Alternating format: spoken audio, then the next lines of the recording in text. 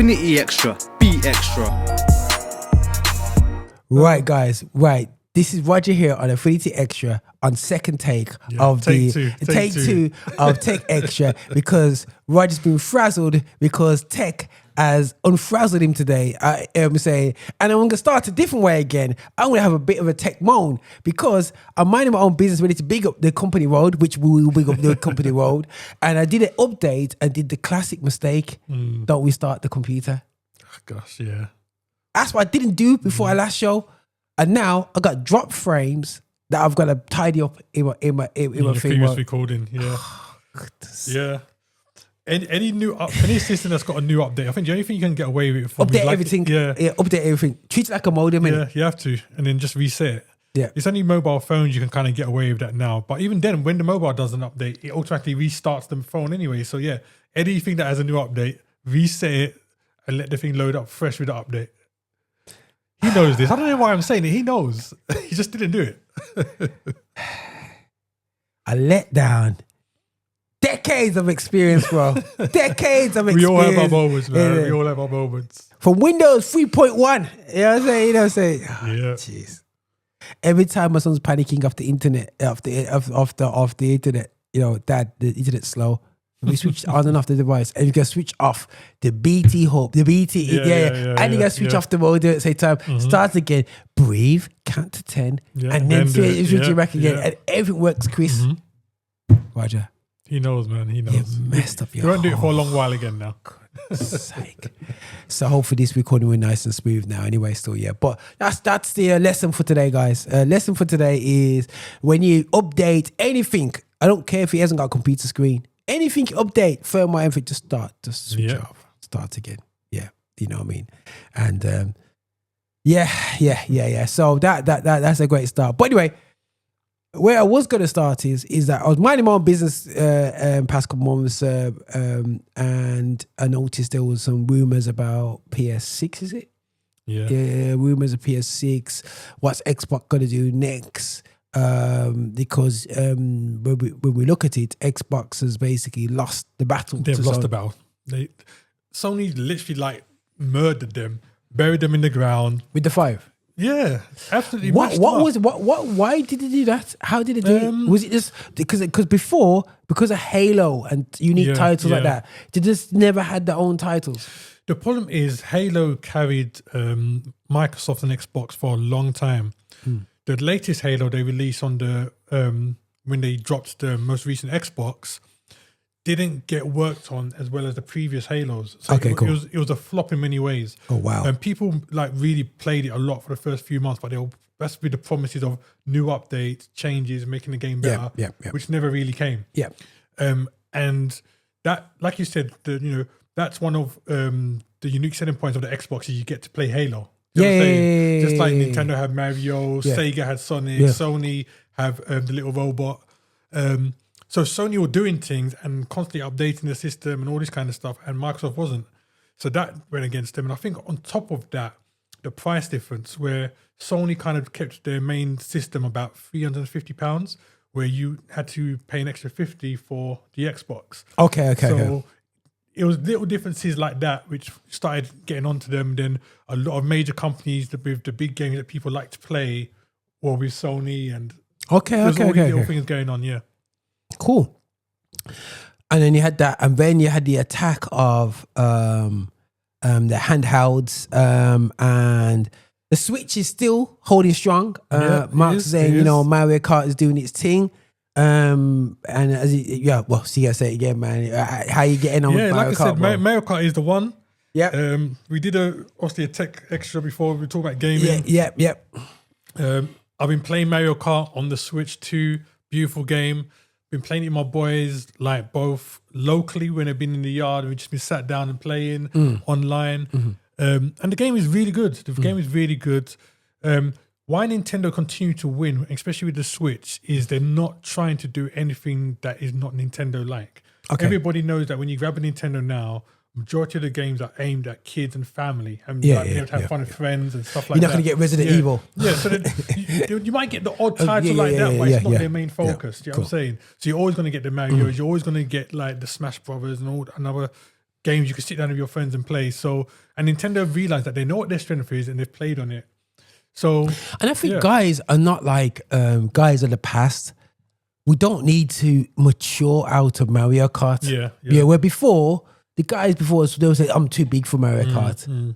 Big man are playing Mario Kart now. And it's we feel that the caricatures need to change into F1. But there's still a fan base for, we did that stigma of playing a Mario Kart type game. I think there'll always be a fan base for games like Mario Kart, solely because even though, like you said, you got your F1, your Gran Turismo, you've got your all other kind of racing games, Sega Rally, whatever else. And I think what it is that those when you play those games, you kind of have to be more serious. Where with these games, it's just about laughing, having fun, cracking up with your friends. Anybody can turn up. Anybody can do it.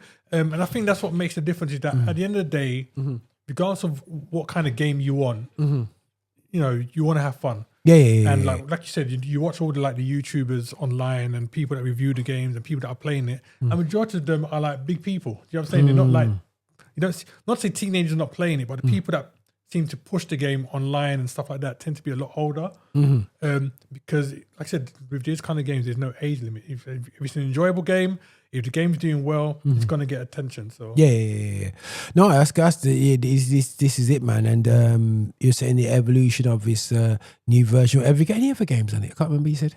I've probably got about 15 games on mine at the moment. I'm a gamer, Bob, so I don't just play one type of game. You know what I'm saying? I've probably got about 15 games on mine. And for me, all the games I've got, obviously, I enjoy them. And it's all different things. So I've got racing, I've got shoot 'em ups, I've got adventure and like fantasy games. It all depends on my mood in terms of what I play. Okay, cool. Have you been able to port over your collection from your original Switch? Yes. That's the good thing. It's backward compatible, so you can play all the original Switch games, which has been good. And one thing that I like, I mean, one thing the Switch hasn't changed, shall I say, is from the first Switch to even the Switch 2, the system is kind of straight.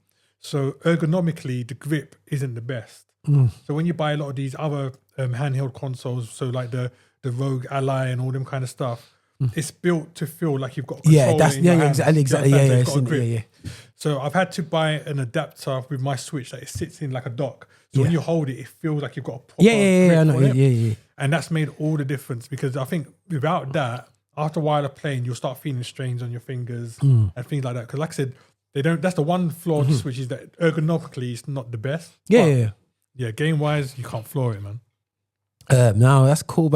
And then we spoke about the Microsoft Rog project. Is it Rog project? Yeah, Ally Rogue X, I think they're calling it. Not Rogue, it's Rog.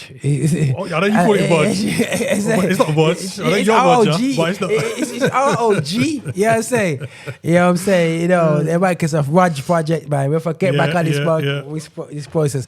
So it became a bit of a handheld battle, which a company called Steam Engine, which is known for some decent games, has kind of etched a little nice little pocket in, done well in that area. Yeah, the Steam Deck. Steam Deck, and then and Steam Deck is known for like that. You know what I mean? For me, my shortcuts to see it now become a console. It's crazy. You know what I'm saying? And so about 6 days ago, all of a sudden on my YouTube stream, all these things came up, bro, and I was like, "What the heck?" But I would really buy it because I'm not a gamer. Would that make a gamer's? Is that a gamer's not dream? But can you see it working? It can also because of its Linux base, you can play Microsoft apps. You talking about the Steam Deck or the new Steam machine? This new Steam machine. So you can still use it as a normal PC. Yeah. How do you feel? What? So is that the same as Xbox? No, it's a bit different. It's different to the Xbox in that sense. So I have a couple of views on this. It's a power machine. There's no doubt it's a power machine. If you look at the Steam Deck is a powerful handheld console. Can play any or nearly any of your Steam games, can play emulators, can play games from Microsoft on there as well. And this new Steam machine is apparently 6 times more powerful than the Steam Deck. So you're talking about a beast when it comes to potential gaming. But on the flip side of that, I think I might have mentioned it to you, off recording that literally, depending on how you play, it can also render the machine unnecessary. Because like I said, I play Steam games. Mine tend to be more things like Football Manager, Age of Empires, Sims and stuff like that. So all those games I can play without any issue on my Mac. You know what I'm saying? And I'm talking about my base MacBook Air. You know what I'm saying? Not even like my larger scale Mac. You know what I'm saying? Yeah. And they play flawlessly. They're absolutely fine. I have no slowdown whatsoever. So because of that, and I wouldn't be using the machine to play any deeper games, then I don't need it because I literally just run Steam on my MacBook, load up my games, and I've got a whole load of games in my catalog. And that'll be the good thing. The only side thing that I would say would be beneficial to me is that on the Mac, you can only play Steam games which are compatible for Mac. You understand? Yeah. So even if my catalog right now goes back years. I've got games in my catalog which I bought, which are Windows games when I had a Windows laptop. Yeah. And some which are Apple support as well. But I can't play any of my Windows games now because I'm on the Mac. You know what I'm saying? So the benefit of the machine then would be to get that, and I can play all my catalog again. Yeah. But for the games I'm currently playing, I don't necessarily need it. So, but the controller looks good as well for it. The controller looks good. And essentially, the controller looks like what they've done on the Steam Deck. You know what I'm saying? Because they've got the 2 touchpads on there, which you got on the Steam Deck. And they've tried to make it as comfortable as the Steam Deck coming from, because like their earlier controller was okay, but it didn't look anything like this. Yeah. So yeah, the new controller looks good as well. I'm sure it'll be fine. Yeah. No, most definite. You got this. I've then got this whole visual thing going on as well. Eyes and thing, but I'm trying to couple Apple Vision. I think everybody's trying to work out how do we effectively attack this market of having what do you call them? I call them goggles, computer goggles. What do you officially call them? Yeah, virtual reality. Computer goggles, people. Virtual reality headset. Yeah. So he's trying to bring me back down. But you know what I'm saying, what always say some goggles anyway on your head. But they look like goggles as well. Have you got a pair of virtual reality? I haven't. Have you used one? I've used them before, but I've just never felt the need to have one. Again, that's just down to the kind of games that I play and the way that I play. So I've never needed it. It's with their new ones. Even if I was somebody that was heavily into virtual reality headsets, I probably wouldn't get the Steam one eventually for 2 reasons. When I look at people like Apple, which have brought out their headset, and they got the new one. Yeah, got a new one now. Yeah. It's like these are companies which are just coming into that space. You know what I'm saying? Yeah. Where you got people like Oculus and others which are dedicated virtual reality people. So like everything they do is based around that. Yeah. So they've got the games, they've got the companies producing games for that.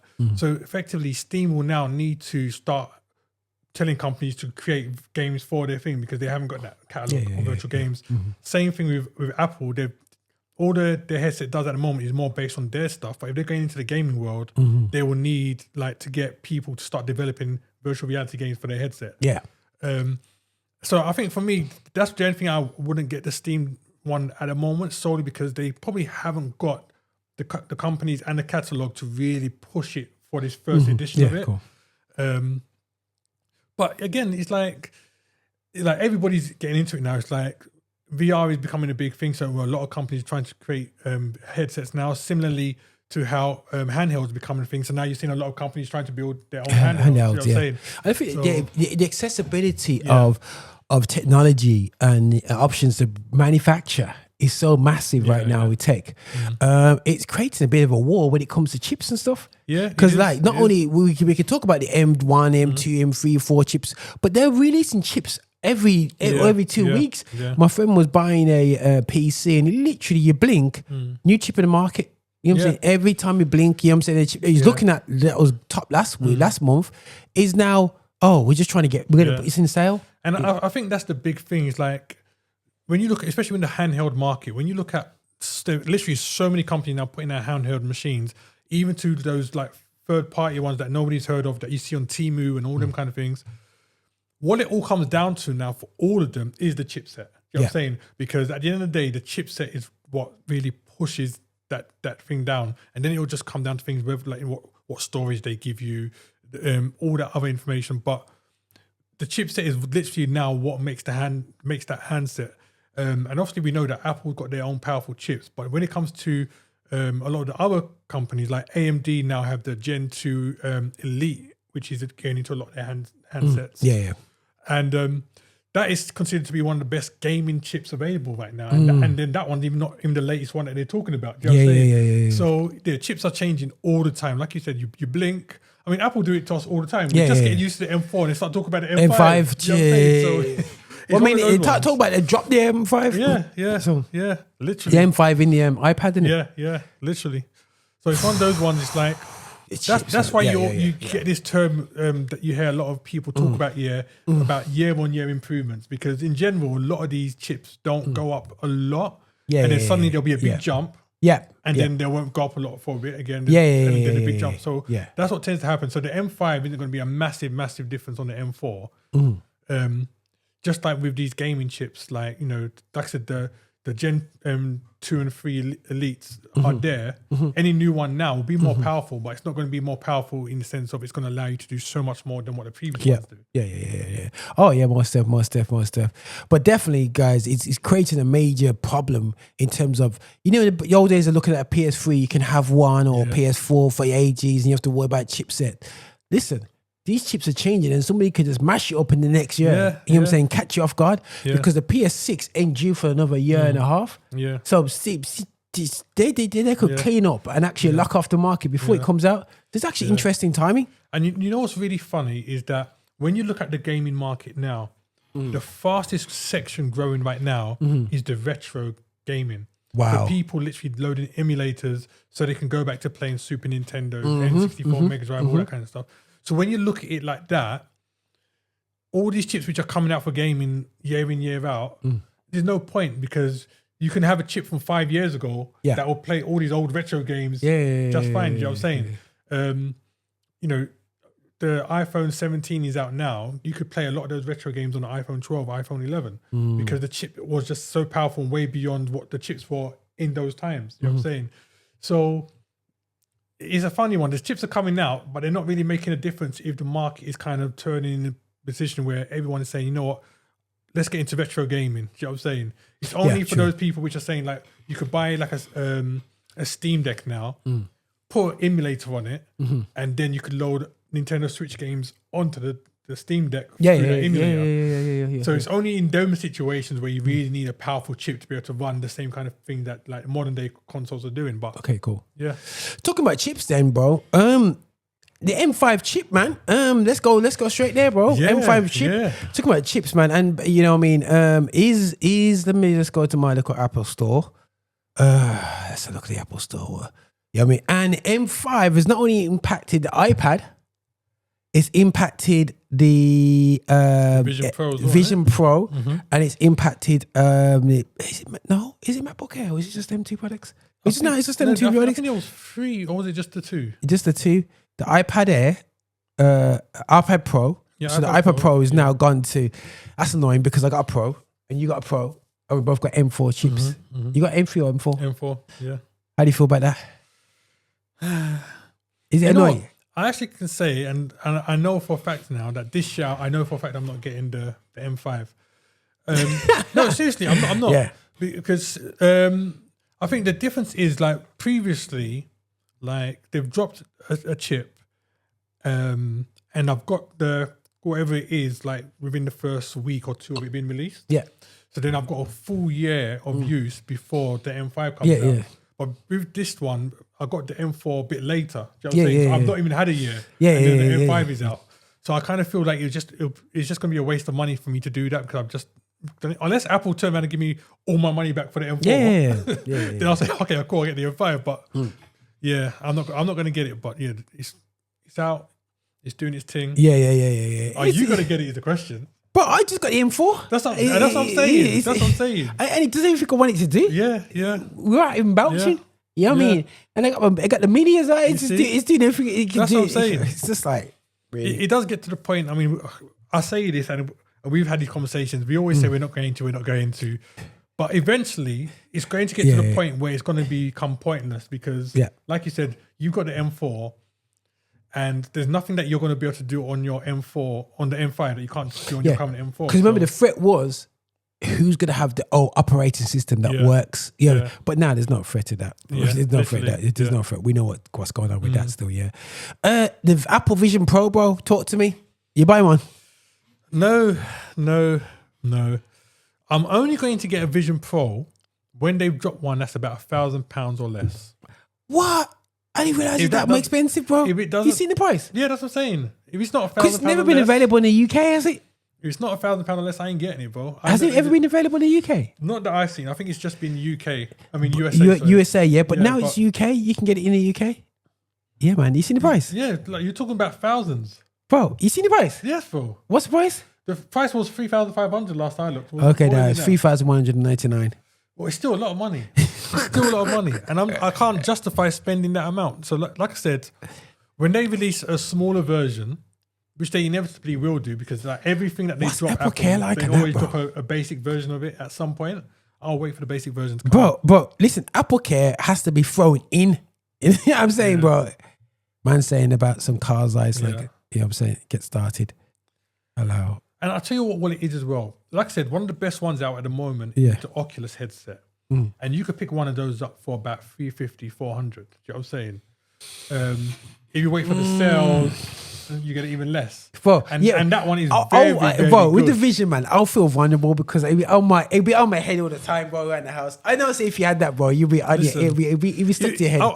I'll be having it on all the time, but walking around the house. You walk around the house. That thing will never, ever leave my house.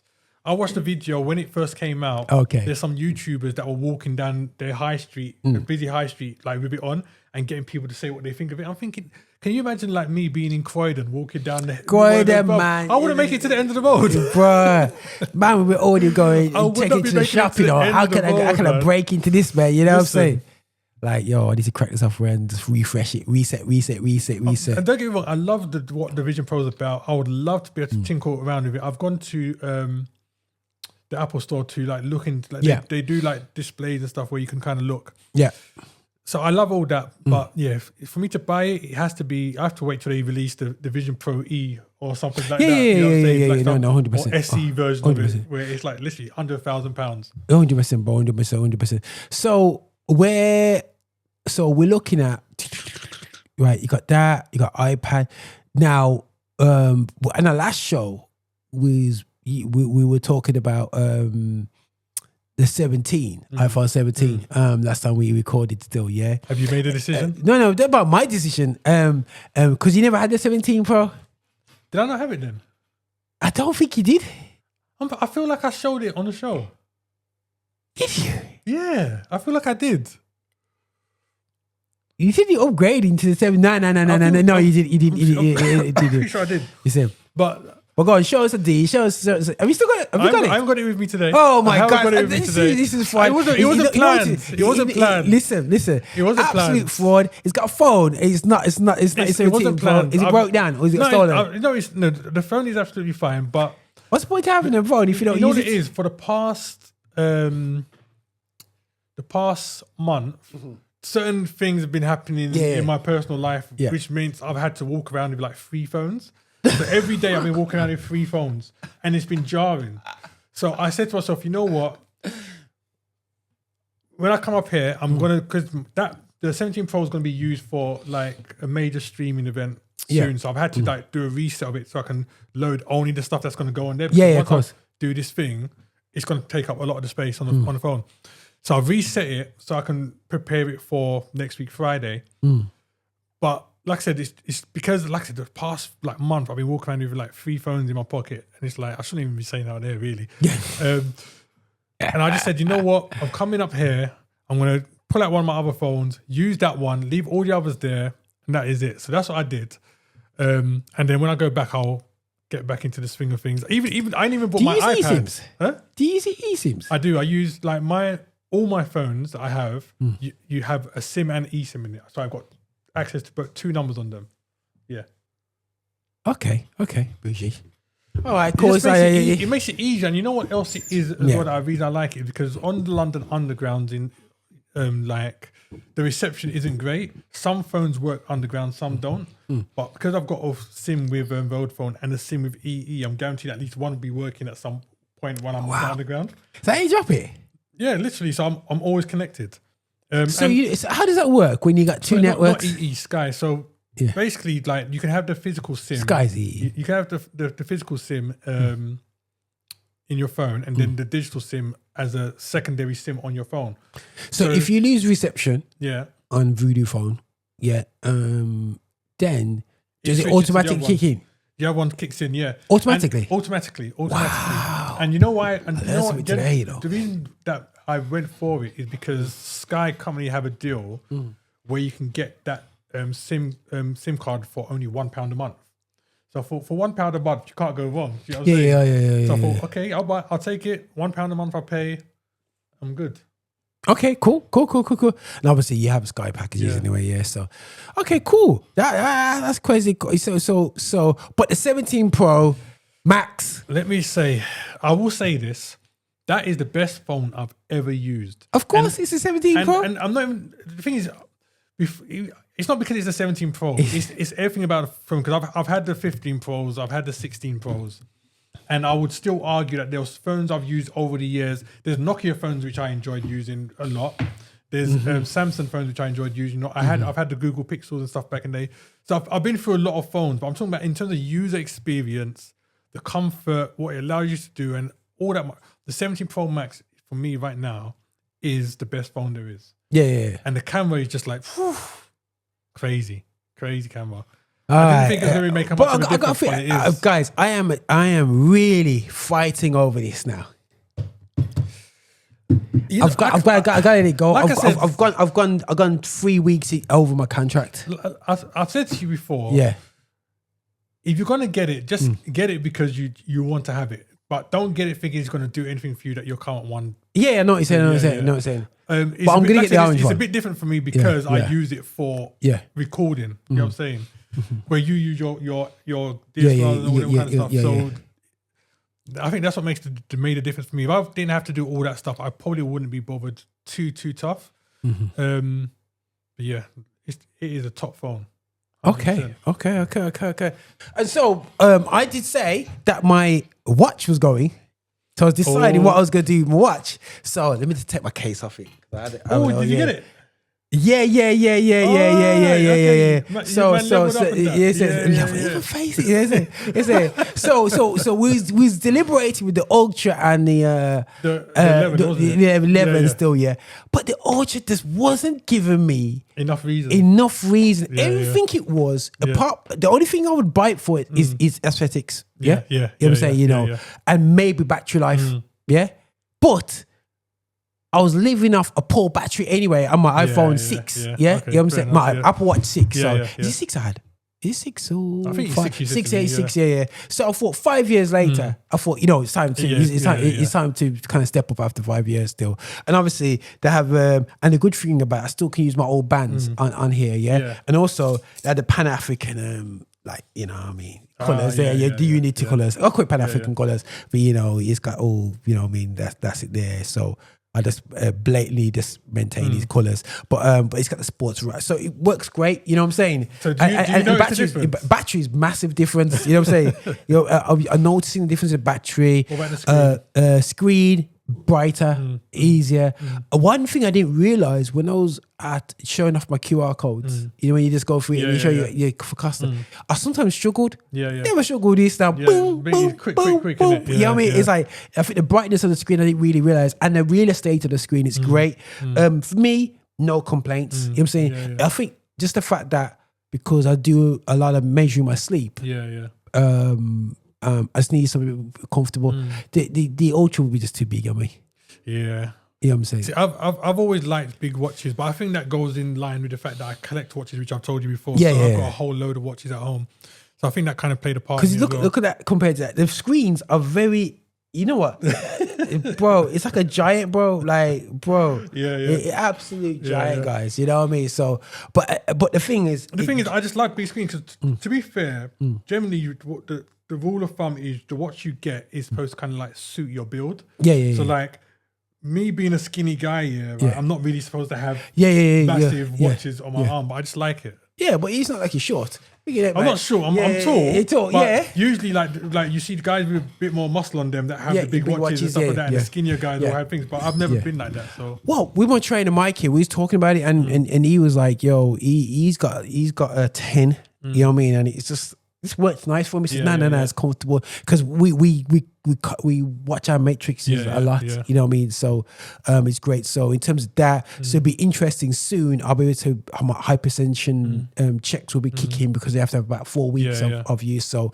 it's interesting because with the watches, I mean, even taking back the watches. Apple products in general, because Apple supported their products for so many years before you like are kind of like forced to have to move on. So like even like this Ultra, this is the first generation Ultra. Yeah. And I think this must be about 5 years old now. It must be about 5 years old now. But no, I reckon about 4. About 4? Because they brought out the Ultra 1, 2, 3, and the third one.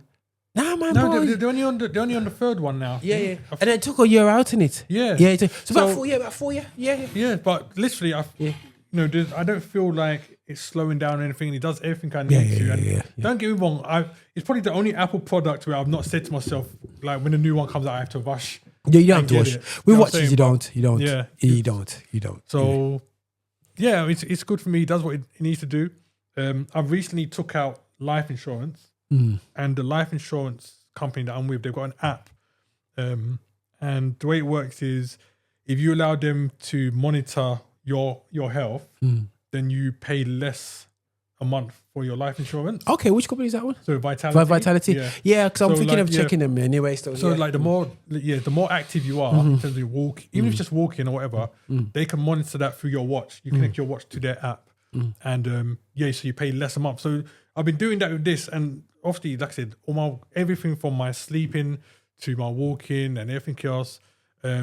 I do all my heart reads and everything else on this. And like I said, because it covers everything I need to, I'm not needed to upgrade or anything else like that.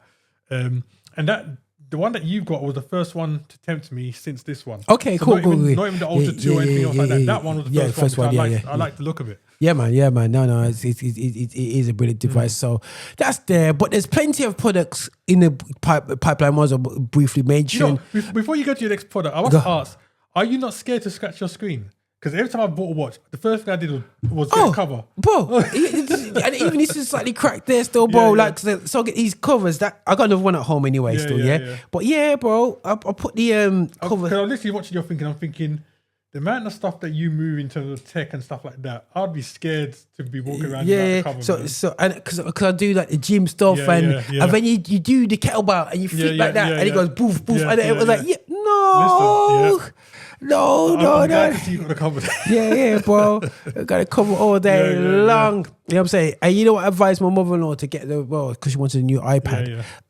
Is I just got the basic iPad and it does the job. You know what I'm saying, bro? 100%. It does the job. Your new operating system, absolutely fantastic. I've literally bought, maybe about 3 iPads over the past year and a half for other people. Okay, cool. And it's always been the base one. So bro. It does what it needs to. No, 100%, bro. No, just more than what it needs to do. Also, okay, right. So we got that. What else? So obviously, there's a load of new ideas and stuff that Apple's going to be coming out with. It was about home pods and air tags and all these different things and whatsoever. But the one thing that's going to change the market for definitely Mark's looking going forward with his little ones there. So mine are big ones now, but still my big ones can still use this anyway. Is the budget laptop, which is sounding like a real thing. Now, as we outro, because we like to talk about Apple, because Apple affects our lives, why didn't they just do an M1 chip version? Yeah, but I think the A19 is probably potentially faster than the M1 chip. I don't think that the A19 would be faster than the M1, because the M1 was... Apple's been very smart in it. Anything M tagged currently isn't... I would have to double check, but I'm like 99% sure currently isn't as weak as anything that's A tagged. The A tag ones was very strong, but not MCV strong. I don't think. I think they're good at single task, single core, and dual core just as much. But the thing is, bro, imagine a Mac laptop, brand new, 500 quid. Yeah. But that goes back to this original MacBook Air. It's because I got the original MacBook Air. Yeah. It's got, you know, not great, the greatest screen, but it was just light, flyweight. It was about 600, 750 quid and whatever. Yeah, and it was great. So we're going back to a new a laptop there. Is that a yay or nay for you? I think it's a yay. Would you wait for your daughter? I'll tell you why I say that, because for me, I don't know what's taken Apple so long to release something that every company there is right now in that space has cleaned various budget they clean up, man. And Apple could have been tapping into that from a long time. I know for a fact for myself, like I bought my son the M1 MacBook when it came out. Yeah. If there was the cheaper option, I probably would have gone for that. Because I know that at the time he was only literally using it to do like schoolwork, homework, you know, that kind of stuff, surf the net, maybe occasionally watch a bit of Netflix. He wasn't doing like no editing or anything like what I was doing. So I would have gone for the budget one. And I suppose you could have argued that if that's the case, I could have just bought him a Mac Mini, but then that means he's restricted to using it at home. You know what I'm saying? So like when he wants to like take it to a library or take it to school or college to do what he needs to do, he wouldn't be able to do that with that. So I think this is a game changer. I think for students, definitely, it's going to be a massive game changer. For people which have businesses, whether it be at home or whatever, and again, they're just going to be using, for example, like the Microsoft Office suite, using the internet, printing, that kind of stuff. You don't really need to spend £1,000 if you're not going to be using £1,000 worth of power. So this budget one there will allow them to probably do all their stuff and still be too powerful if they're going to be using it for that stuff anyway. I think it's a game changer, and I will definitely, like, when it comes out, I will definitely be recommending that to other people. If I'm buying any future stuff for family members, again, it'll be that version that I would buy. 100%. I totally agree with what you're saying there, bro. Totally agree with what about you? Like, you know, is that for you? No. For me, my boy is a bit too big now for them things there. But the thing is, I think we let them get an iPad because we know the laptop is just too powerful for what they need it to do. They just want an administrative tool. And sometimes that, if it comes in the right size, because I think if they bring it out on a 9-inch or 10-inch screen, I think that'd be perfect. So 11-inch, like that, man. Imagine that as an actual lap. 11, say 10. That was like the Air when it first came out. If you have that form, not 8-inch, got the bevel around it and whatever. It doesn't have to be a great screen. You know what I'm saying? No. You know, you literally have like, as long as the quality is of the base level iPad, you know what I'm saying? Nobody's looking for anything greater than that. Because that's one thing we're forgetting, that the M1 MacBook Air, when it came out, the screen wasn't all that great. You know, it wasn't all that great. When you compare it to like the screens on the current MacBook Airs or MacBook Pros, the M1 version was nothing. And don't forget, he had that massive bezel. Bro, this is, and I think Apple has remember when they brought out the MacBook first, the first USB-C only. So they got and I think this is definitely a Chromebook killer, and it will actually, if they're smart, really hit hard in the school market. I think so. School market, man. If they get the product right, they get the pricing right. Trust me, they will dominate for a long time. Because I mean, again, just looking at this setup you've got there, this is obviously your iPad with a keyboard.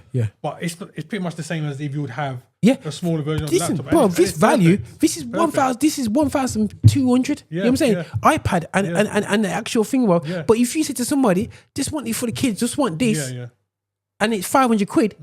Bro, it's a different ball game. iPad is not the cheaper option. You know what I'm saying? You know, the only time it's cheaper is if it's base, and you just end up naturally not you. If you just carry your iPad like this, you don't use it as a administrative tool. Use it as a big iPhone. But when you have it like this, it forces you to still use it as a so it's a lot of money to get there. And that's the thing, is like, especially even if you're talking about of like the base iPad, for example, which goes for about £309 now.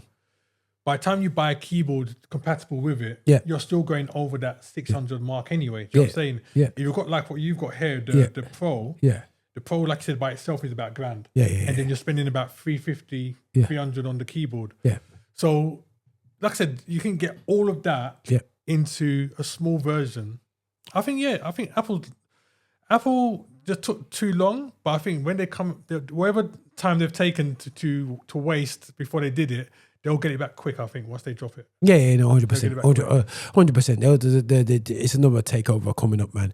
But guys, we're going to end this section right now because we'll go all day long about Mac and and there's plenty more to go on, but we're going to do that in the next episode of the show because I think this is going to be a very interesting one for the next one. But now, I think definitely gaming-wise, it's going to be interesting.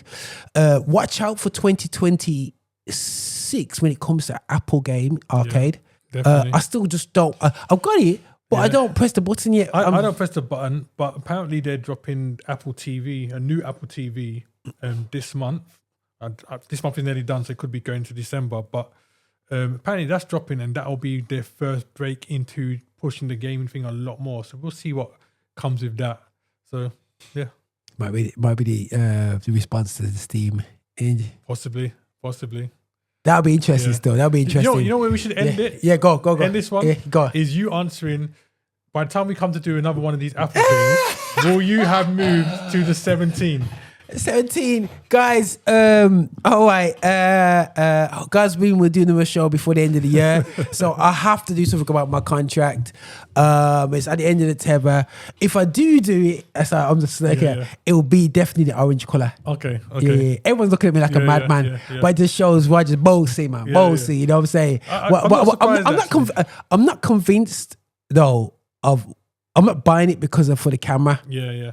That's why I know. I was buying because but the thing is, bro, they're talking about the flip, which I'm excited about.